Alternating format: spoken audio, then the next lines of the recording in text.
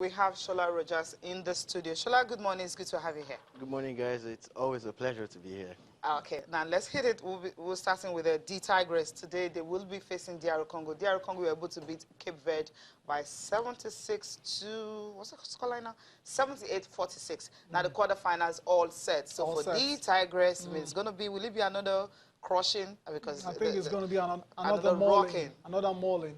Mauling, crushing, real? That's what they've done all competition. You guys need to be careful, man. I know, you guys need to be careful. It hits the 100 points mark. 100 points simply means... Look, the girls are good, right? They're very good. Very They've shown us in 2 games, but I would like for us to just be a little bit cautious with the expectations. Okay. What we just need now is for them to make it to the next round and the next round and the next one. You get, but of course you can't compare those 2 teams they've played with the team they're going to play today. So it won't be as easy, but we expect the Tigers to win this one. Right. Okay, let's take a look at the quarterfinals fixture. They're all set now. You have the likes of Nigeria, Angola, Senegal. These are the teams that are in that quarterfinals. DR Congo also. They can take a look at the fixtures. Yeah, the fixtures. Yeah. A lot of the teams were expected to get. Go this far. They have all advanced. Nigeria's going to take on DRC. We talked about that already. Other matchups, you have Mozambique taking on Egypt. Egypt as well, so they're a very good side. They're coming up. 2 lucky sides. Yeah, you could say that. So those 2 sides will face up. There's also a matchup between Mali and Cote d'Ivoire. Tough game. Tough one. Last but not the least. This is the finals before Angola, the finals. Senegal. I'm happy that Angola and Senegal are playing at this stage, you know, because it's either going to be Nigeria, Senegal, or Angola by my own final, right? Yeah. Okay. You know, so let them cancel themselves out, and we'll play whoever comes through. That's after we've done the business with Cote d'Ivoire. But I'm glad that it's Angola, Senegal. Honestly. Okay, so once you take one out, we should cancel each other out. I don't care. Who would you rather? Who would you rather face? Yes. Let's ask you that one. Guys, don't do this. With the way things are, you see, these are 2 great teams. And Angola has been very good. You know, Senegal are very good. They've won this tournament more than any of these teams. 11 times. Kidding me? So, you know what? Let Senegal lose. I saw that coming. That's good. All right, that's a good That's one. beef talking right I saw there. that coming straight away. I love that. And like Shola said, different sides of the draw. So it's looking like a Nigeria-Senegal final. Like we said even before the competition tipped off. You remember, if everything goes according to plan, if there are no upsets along Angola, the way, it's going to be Nigeria, Senegal. In the final. I'm glad that we're on different sides of the roster. So let it keep going like that. Okay, we'll wait and see. So wish the Tigers all the best. All the best. Later. All right, while we're wishing them all the best, we also have the Falconets also. They expected to leave today for the African Games. Morocco. We have all the players ready right now to actually, leave for Morocco. And you have the usual suspect, the players, 18 list of players that the coach has released for a while now. All of them will be leaving for Morocco. And remember, the first time we won gold, the second time we defended it, the third time we didn't qualify, and another time, well... About the last edition? We finished 4th. Yeah. So it's been like... Okay, successes and failures all the time, so not much pressure. That's life for you. You can't stay. Can't win it all. You can't win it all. You can't stay at the top perpetually and all of that. But this is it. Look, Nigeria has raw talent, especially when it comes to women's football. Look at those names, and these girls, they're good. You know, they've been together, most of them at least at club level and all of that. So we're expecting nothing but at least a podium finish for them. Okay. You know, let's not put them under too much pressure, but the kind of team we have and our pedigree, we should at least get a medal. That's what I feel as well. I mean, nothing less than that. Okay. Yeah. Our opening game is going to be on Sunday against South Africa. Before we'll be facing Cameroon, there's also Zambia in that. It's going to be South Africa. Yeah, 9 p.m. Nigerian time. All right. Why does that name now scare me? No, you remember what you mentioned, that we should be careful next outcome that South Africa would just win it. And the COSAFA tournament they started playing, they now have under 20. Yeah. under 17. Under 17. And of For course, women. the senior team, Kosafa. So they have a tournament for each of the great competition, not just the senior team. Exactly. And in West Africa, we have just Waffle. So that's the difference. Yeah, they're coming. So They're coming. I mean, South they just Africans want are coming, man. and That's they've started beating teams Charlie, 15. I'm afraid. 15-0. Oh, Okay, goodness. let's leave the Falconets now and talk about this one. The Super Eagles of Nigeria, the game against Ukraine. You have the 23 players that are already, and you have some new invitees in there. Yeah, before I talk about the invitees, let's just look at see the list. Right. Okay, 23 of them. Let's see the list. You have Ian Acho back into the squad. Shimi interesting. Ajayi is also back in the squad. Okay, Ty, And they have them. Yep. all right, let's start with the goalkeepers. Francis Uzor, Ikechukwu Ezenwa, and Maduka Okoye. That's a newbie, new invitee. We'll talk about him later on the show. And the name missing there is Daniel Akpe. Shola will tell us what's gone wrong with Akpe. Why is not a part of the code of goalkeepers? Defenders, Olawa Aina, Tyrone Eboy is back after a long injury layoff. Injuries done really bad things to Tyrone. So it's great to see him back in the team. Very interesting to see how he's playing at the moment. You also have Chidozie Awazin. So Chidozie, I think his versatility alone merits a call. I think so. so Him too. At the right back position. I think so. That guy in looks like he can play anywhere in the Across back. the back. That's what he looks like. Fantastic. And to think a few people were wondering why inviting him. You remember all those talks then. But he's obviously gotten his invite on merit. William Trust Ekong, Jamilu Collins, Shemi Ajayi, Leon Balogun, Kenneth Omeru. Those are the defenders that have been called up. And in midfield, Alexander Iwobi Cecilia. Wilfred Ndidi, Ogenen Karete was also there. Kelechi Yen and Joe Aribo. That's a is new also one. That's the new one from Scotland. Okay, plays for Rangers.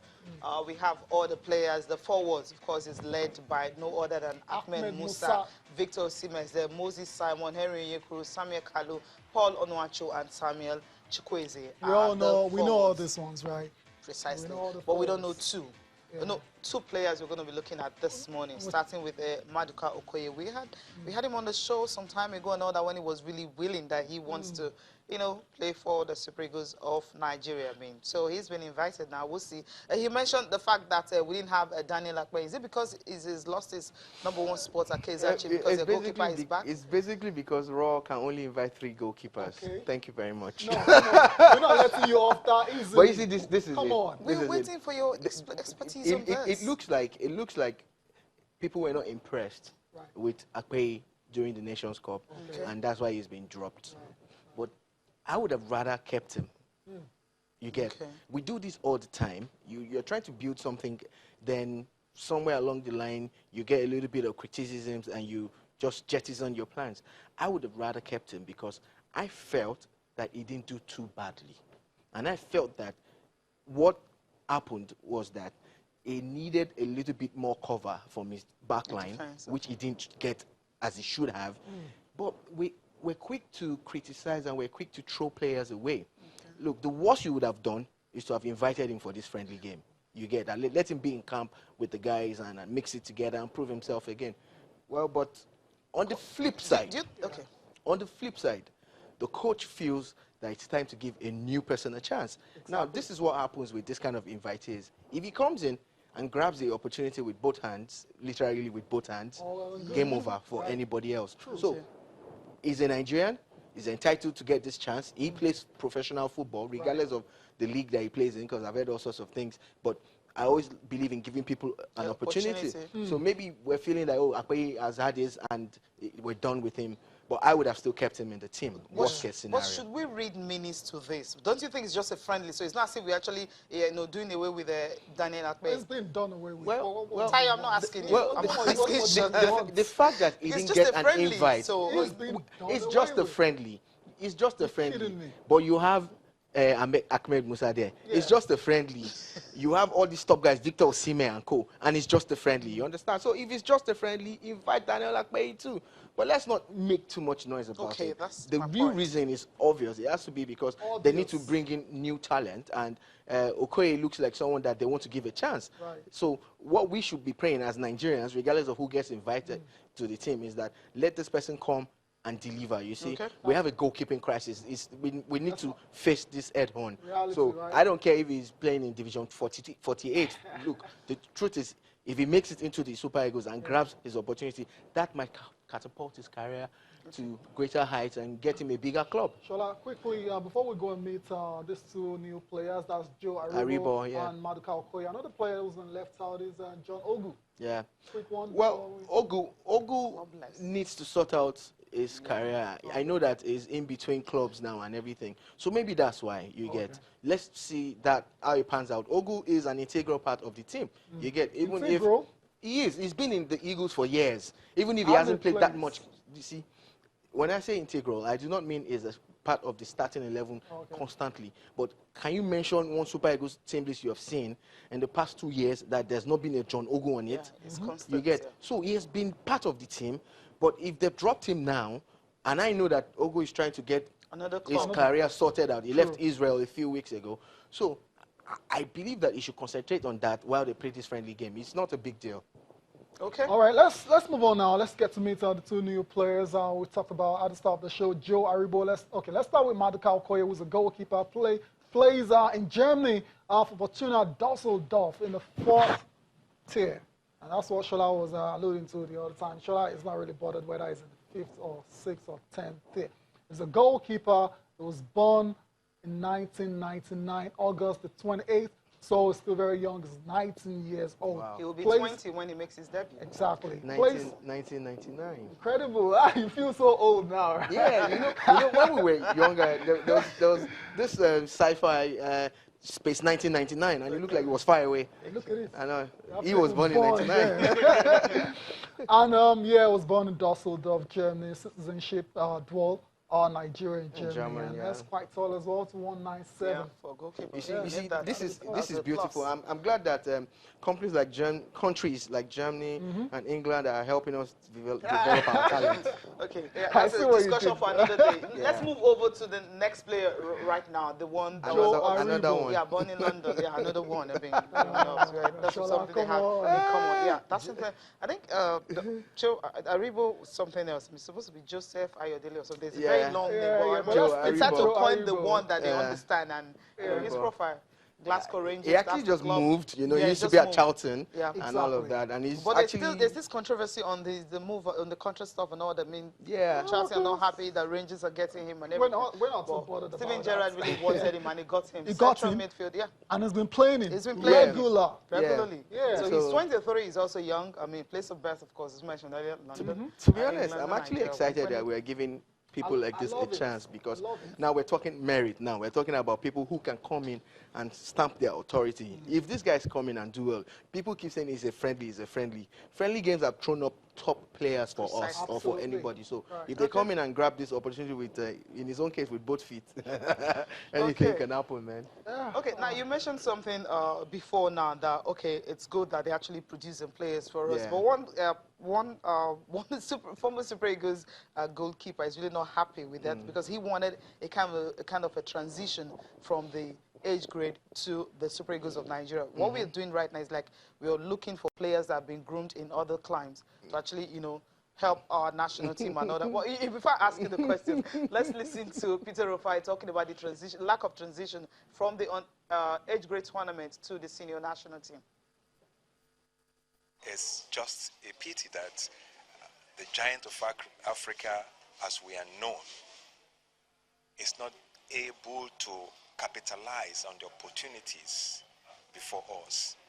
And in saying this, we are also losing what should have been our grab on how we play. The transitions are not forthcoming. There should be transitions from the under-17 to the 20 and from the 20 to the seniors team.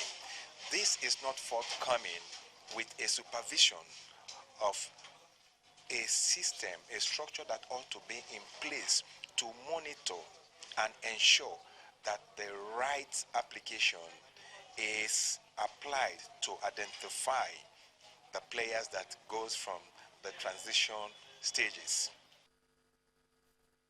Yeah, that transition that he's talking about. I mean, you heard him, right? Umayana. Yeah. Very intelligent guy. I like him. I'm surprised that Rufai is not coaching one of the national teams. He has his badges. He has his European badges. Of course. Probably better qualified than many Nigerian coaches, but story for another day. This is what I've said on this platform about 1,000,000 times. Creating a structure, you know, putting a system in place. The way they've done in Germany that has thrown up Okoye and Aribo in the UK. You get. But you see, every time you try to say these things, you get a lot of flack because people think that you don't know what you're saying or you're being sponsored and all. But we would not stop speaking the truth. Nigeria is not ready to do sports as a business. We're not ready. So that's why there's no transition. You see, we pick these junior teams just because we want to go win those tournaments, not because we want to develop talent. Because if you want to develop talent, the result does not matter. What matters, because that's why FIFA created the under-20 and the under-17 in the first place. You get, is to throw up talent. And you look at countries like Spain, you know, they groom those guys, you know, Xavi, Iniesta, and all of them from under-17 to, that's the way it should be. But have you ever wondered that the team that Amunike had failed to qualify for the next stage, and we just threw them away? We should have kept them. It was a good team. Do you get what I'm saying? Same thing happened with Osimhen's set. And we can go on and on and on and on. So until football administrators and sports administrators are serious about development, because everybody's focusing on elite sports to the detriment of grassroots sports. And that's why we will always go cap in hand, begging for talent that has been developed in other climes. Until we are serious here, you know. Look at Raw's list. I didn't want to throw up too much dust, but there is no serious home-based person apart from the goalkeeper. Do you get? It's always the goalkeeper. Who hardly plays. Who hardly gets to play. So, let's be honest with ourselves. We're playing a friendly game. And not 2, 3, 4, 5 players from the NPFL are good enough. And we keep talking about... Maybe because the league is on break right now. You see, it's not about the league being on break. It's about them being Nigerians and also giving an opportunity to excel and shine and mix it with the big boys. But hey, well, you know you didn't want to. Okay, now let's leave it. I didn't want to, but you know, it's Peter Rufai that actually brought it up, right? Exactly. Yeah, I mean, he said something we needed reaction from. But it's what we've been saying. Are they listening to us? Create a proper structure.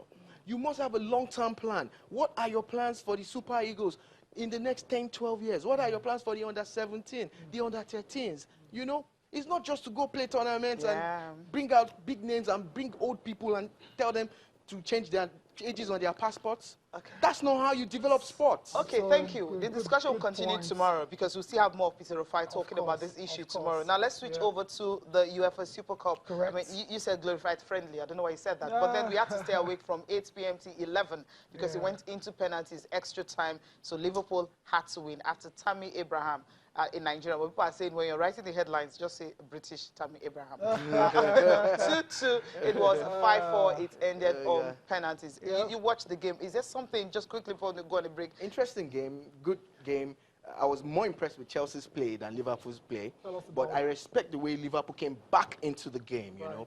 And sadly, he had to go down to the lottery of penalties. You know, penalties can go anyway. And he went the way of Liverpool. Congratulations to Liverpool. Yeah, for winning it, right? Another trophy. You can say it's a glorified friendly or whatever, but I mean, it's just another title for them. They can build on that now. Look, it's silverware. Exactly. They're going to get close to 5 million euros for this, over 4-point-something million euros. Precisely. So you call it a glorified friendly, call it what you want. This is silverware. And They are now the best team officially in the whole of Europe. Champion, you know, they are.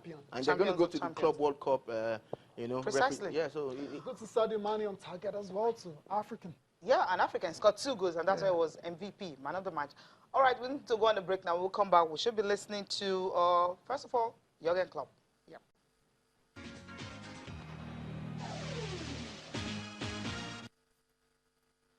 African Footballer of the Year waiting, Sadio Mane. I just said that now, but I'm very surprised if he's not the African Player of the Year. Shola. But let's let that one aside. Now let's talk about the other side.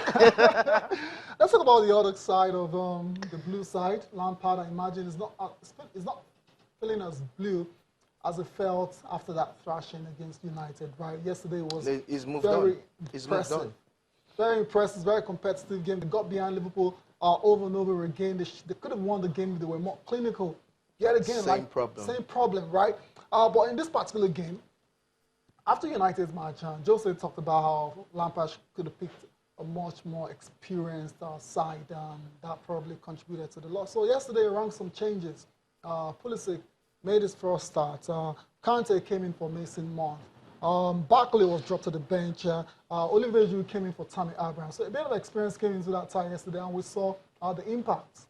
Was it as straightforward as that, or was it something else that made Chelsea more competitive? You know, football is down to 90 minutes plus. You get what I see is a coach who is struggling because he was not allowed to use the transfer window to shore up his team. When Hazard left, Chelsea should have replaced him, but they couldn't. You know, there's no direct replacement for him. You get. Then so he has to use what he has on ground, and trust me, he's not doing badly. In 2 games that I've seen, 2 serious games I've seen, I am impressed with the way Chelsea are set up, regardless of the result against Man United, regardless of what happened last night against Liverpool, especially last night, because last night they played good football. You know, so Lampard is looking like the real deal. I just pray that they will give him time, because he needs a lot of time. Is there time in football anymore? All right, let's hear from Lampard now. I mean, talking about, well, he's a terrible loser, but then he's happy with the performance of his team.